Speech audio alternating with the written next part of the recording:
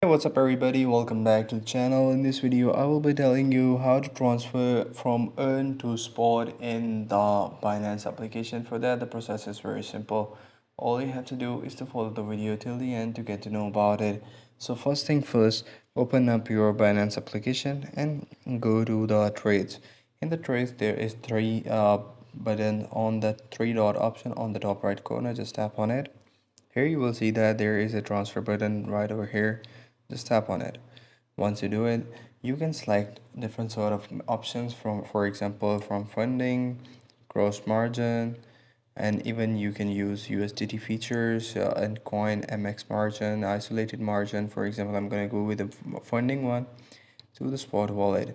So that's how you can do it, and write the amount that you want to transfer, for example, the USDT, and write the amount, for example, and press transfer button.